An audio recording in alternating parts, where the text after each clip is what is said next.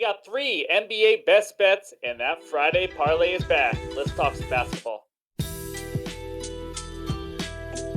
What's going on, everyone? Welcome back in to another episode for Just a Bet Outside. I'm your host, Steven, and we are here to talk some Friday NBA basketball, baby. That's right. We are back after a day off yesterday.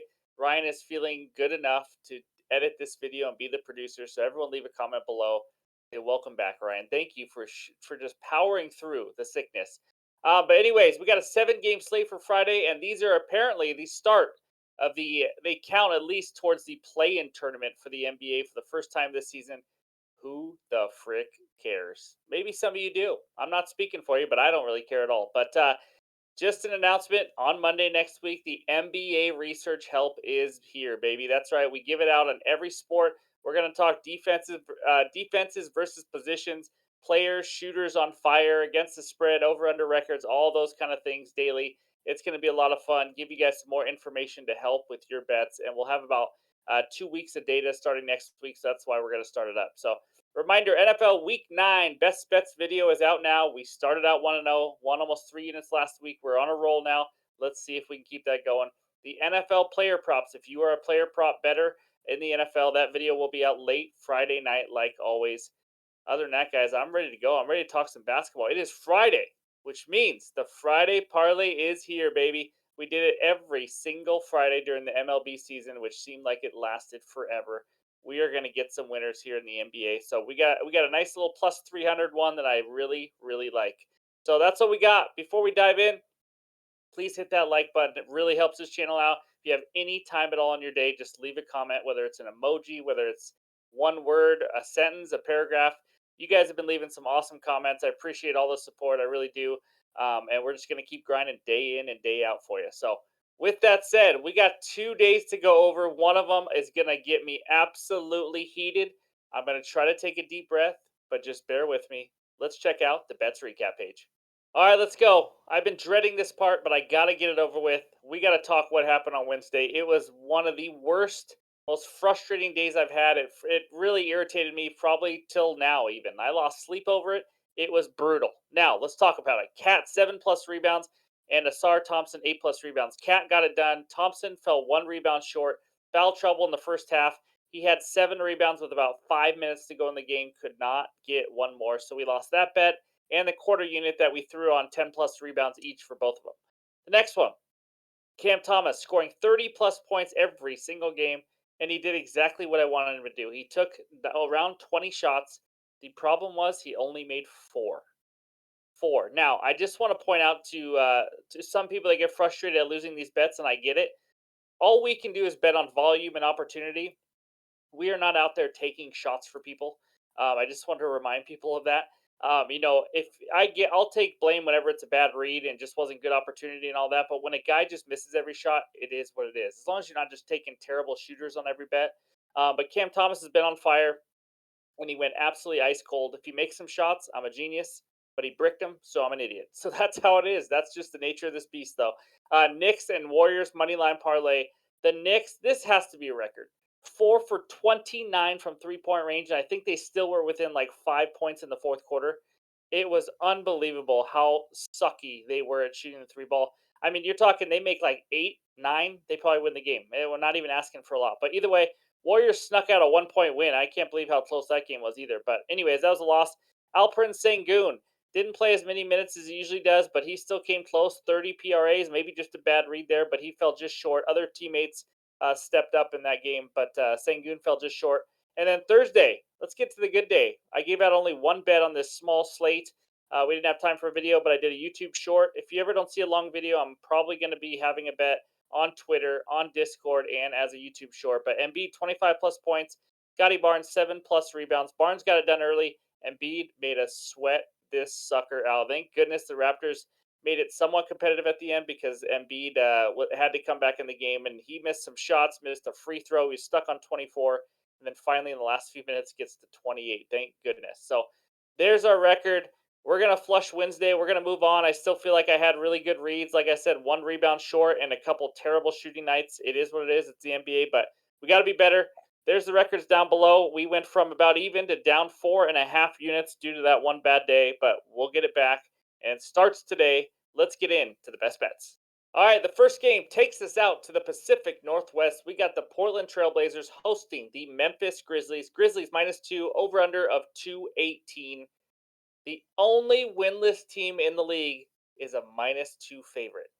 The Grizzlies are freaking awful. I don't understand the line. Call me a sucker, whatever you want to call me. The Grizzlies suck. Best bet, Blazers money line +110. I don't want the 2 points. I think they just win the game outright. This Grizzlies team is a team that consists of Marcus Smart, Desmond Bain, and Jaren Jackson Jr., and a bunch of nobodies. That's who it is, guys. It is terrible. They are, like I said, only win this team in the league. Grizzlies, 30th in defensive rating, 23rd in offensive rating. Sorry, switch that. 30th in offensive rating, 23rd in defensive rating, 29th in field goal percentage. And by the way, they lost to the freaking Wizards. Do you know how hard it is to lose to the Wizards? That takes some skill. Also, they just lost to the Jazz by 24. I mean, this team is in shambles. Marcus Smart is not good. Literally not good right now. He doesn't know how to play on this new team. He's turning the ball over a lot. And then we go to the Blazers. They are a competing roster, guys. They've now won 2 in a row against the Pistons and the Raptors, and they also have a close 5-point loss to the Magic. This is not a doormat kind of team where you just walk all over them. They got Jeremy Grant, Shaden Sharp, a good veteran right off the bench who might start this game, and Malcolm Brogdon, DeAndre Ayton. They got some players. I mean, it's not even close if you just compare the rosters, in my opinion. I mean, we're talking just take the team name out of it. Take the Grizzlies team where you think they're going to be good and all this. I don't know why they're favorites. I just don't get it. I'm getting plus money for the better roster at home, the team that's actually won a couple games. And listen, I know the Grizzlies have to win a game at some point. I know that's how it works. That's how sports work and all that kind of stuff. But they're just like a shell of themselves right now. They just don't have the players until Steven Adams will be gone the whole year. Brandon Clark, who knows if when he'll ever play again. And John Morant, that 25-game suspension. So even when Jaw comes back, this isn't like a playoff team or anything like that. But Scoot Henderson may be out for this game, which is a great thing for Portland. He looks lost. He is not ready to be a starter in the NBA yet. He's been pretty bad. I'm not gonna lie. Whether it's foul trouble, whether it's turnovers, missing shots, just looking lost in the court in general. So if that means Malcolm Brogdon's a starter, that is a big upgrade in my opinion for Portland. So if he doesn't play, I don't care at all. So that's what we got. Give me the Blazers money line to beat the team that's never won a game this season at +110. All right, this next one takes us out to Milwaukee, Wisconsin. The Bucks host the New York Knickerbockers. That's right. We got the Bucks -6.5, over under of 228. Man, the Bucks are struggling, guys. Damian Lillard is struggling, who sounds like he's going through some off the court issues as well, or at least some drama or whatever it is. I don't know. Ryan told me about it. I don't remember what it was now. But anyways, I got a player prop in this game. I will say this about the game itself: I don't trust the Bucks at all right now. I don't know what to expect, and the Knicks are kind of hard to trust. That was a terrible performance last game. But I'm going with a player prop, and we are going with a guy who I don't think is very good, but I think he can cash us a ticket. Orange Julius Caesar Randle, over 12.5 rebounds plus assists at +100 on DraftKings. Now, I'm not counting on him to score, which is good because he hasn't been scoring very much lately. The only games he has not gone over this season is 2 games versus the Cavs that they just had. The Cavs play him well. If you go all the way back to last year, yes, the Knicks own the Cavs, but Julius Randle has struggled. I even gave out a lean a few days ago of him under 20.5 points. He went under that in both games. They know how to defend him. So if you take the 2 Cavs games away, he had 16, 21, and 18 rebounds plus assists. I mean, we're talking over by a lot.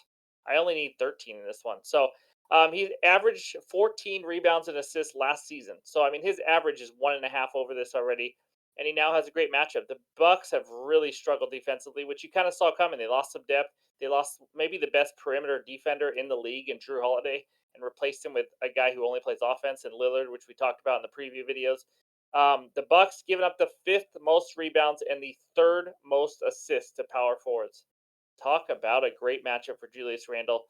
I love him to go over this 12.5. He's also gone over this line in 9 of the last 10 games versus the Bucks in the last 2 seasons. So he plays well against his team compared to the Cavs, who he does not play well against. So, like I mentioned, I don't think Randall's that good. I think he's regressing. He's a little overrated of a player, but that doesn't mean he can't grab boards, get some assists.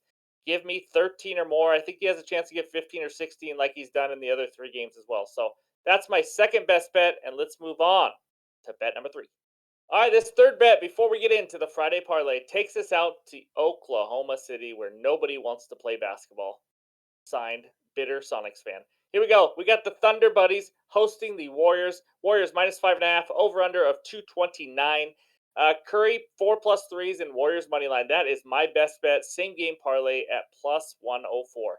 Let's talk a little bit about Steph Curry here, my favorite player.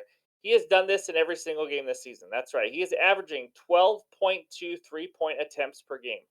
12.2, guys. We just need him to hit four, and he's already done it every game.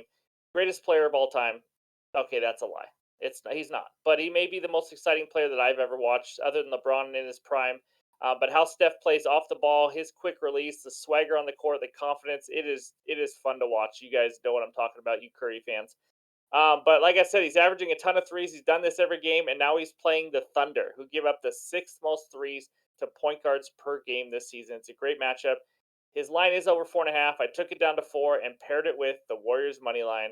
And why am I so confident in the Warriors money line? If you don't know already, the Thunder will be without Shea Gilgeous Alexander in this game. SGA is their heart and soul, averaging 30 points per game. This line was too low. I almost went with Warriors minus 5.5. Ryan tried to talk me into it, to be honest with you, and I was really, really close. Instead, I switched to the money line and Steph Curry. But guys, I don't see how the Thunder Buddies keep up with the Warriors. I'm going to be honest with you. Like, they just don't have the offensive firepower. They're missing their scoring superstar. They still got some players. Josh Giddey's probably going to handle the ball a lot more. They still got Chet Holmgren. They got Williams. They got some players.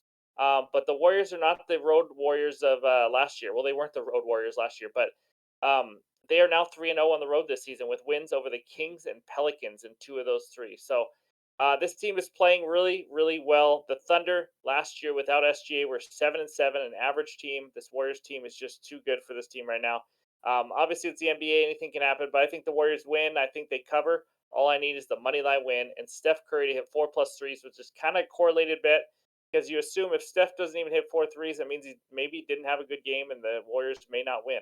It doesn't always work out like that, but it is kind of a correlated play. So that's my third and final bet. And now let's get into the Friday parlay.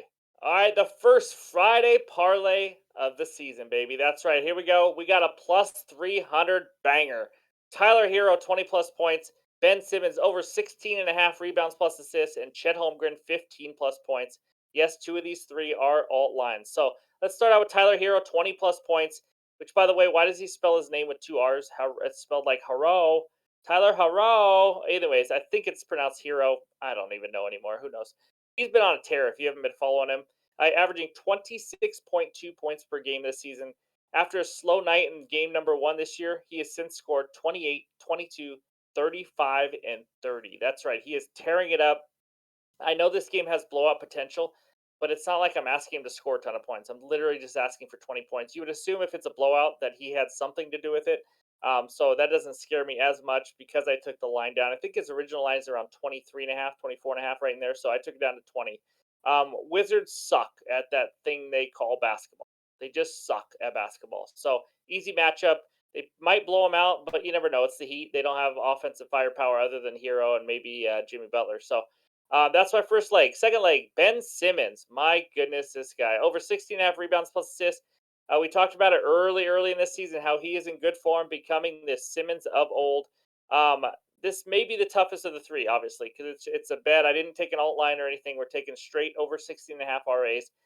In 4 games this year, here is rebounds plus assist line. 19, 18, 18, 16. Over in 3 of the 4, falling one short of a 4-0 sweep over this.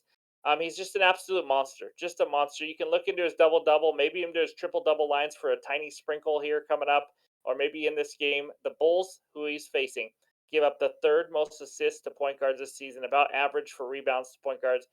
I mean, let's face it, he's a point guard, but he's really like a power forward with his body and everything how he plays. But he's the one who creates everything for this offense. Give me Ben Simmons over 16.5 RAs. And then the final bet, not Mike Holmgren, Chet Holmgren, 15 plus points. Again, no SGA. That is huge here, guys. Someone has to score in the Thunder. They have to. It's just how basketball works. They just have to, right? And he's looking more and more comfortable even with SGA on the court. Last 4 games, he has scored 16, 19, 14, and 19. That's right. He has only been under this one of the last 4, and it was barely under. and they were all with Shea Gilgeous-Alexander on the court. He is now off, so I think he's going to score 20 plus in this game. I'm going to be honest with you. He can hit a few threes per game. He can shoot it. He can score inside. And now he's facing the Warriors, who we know they're not a huge team. They give up the fourth most points to centers in the league. They got guys like Saric playing center. He's out there to hit threes, not to play D and dominate 7-footers like Chet Holmgren. So we just need 15 from Holmgren. Simmons needs 17 plus RAs, and Tyler Hero 20 plus points. Put that together in our first Friday parlay at plus 300. Man, oh man, that was fun. I feel good about these bets. And by the way, all of them have a plus next to the odds. So that's good to see. Let's go 4-0. And let's also check out that bets recap. All right, there is the card. We are due to bounce back. We start with the Portland Trail Blazers money line plus 110. Julius Caesar Randle over 12.5 rebounds plus assists at plus 100. Steph Curry 4 plus threes. Warriors money line plus 104. Check FanDuel when those odds come out. Maybe you can get a little better. And then that Friday parlay plus 300. We got Tyler Hero 20 plus points. Ben Simmons over 16.5 RAs, and Chet Holmgren 15 plus points. That's what we got. If I have any more added plays, I will put it in the pinned comments. It will be on Twitter. It will be on Discord. Go check all of those out. Like I said, FanDuel doesn't always have the odds come out, so all I can do is what I see out there. And I don't feel like staying up to like 2 a.m. waiting for FanDuel to finally come out. So that's why you see a lot of DraftKings tonight. So that's what we got. Thank you guys for the support. Again, hit that like button. It would really help us out, help this channel grow. We got research help next week. We got NFL this weekend. We got a lot going on. So hope everyone has a great Friday. We'll talk to you soon.